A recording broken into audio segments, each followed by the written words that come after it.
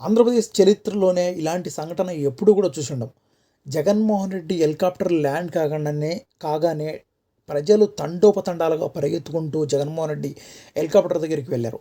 నిజంగా ఇది భద్రత ఫెయిల్యూర్‌గా అని కొంతమంది చెప్తుంటే, కానీ ఇది జగన్మోహన్ రెడ్డికి అయితే చాలా తీవ్రమైన థ్రెట్‌కు సంబంధించిన విషయం ఇది. ఇలాంటి సంఘటన ఎప్పుడు కూడా జరగకూడదు. దీన్ని ఎవరు కూడా ఉపేక్షించకూడదు అని కూడా చెప్పుకొస్తున్నారు.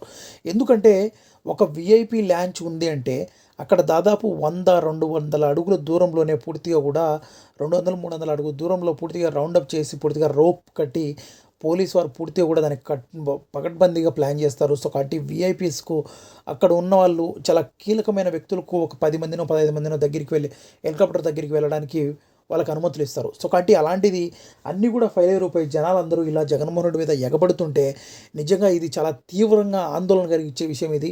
వైఎస్ఆర్‌సీపీ కార్యకర్తలు కావచ్చు, వైఎస్ఆర్‌సీపీ కేడర్ కావచ్చు, పార్టీ కావచ్చు, మరొక్కసారి జగన్మోహన్ రెడ్డి ఎక్కడైనా కూడా ఇలాంటి సంఘటనలు మరొకసారి నెలకొల్లకుండా తప్పకుండా వచ్చేసి ఆయన సెక్యూరిటీని దృష్టిలో పెట్టుకొని చాలా తీవ్రంగా కొన్ని పరిణామాలు కీలకంగా చూసుకుంటేనే బాగుంటుంది తప్ప లేకపోతే ఇది చాలా తీవ్రమైన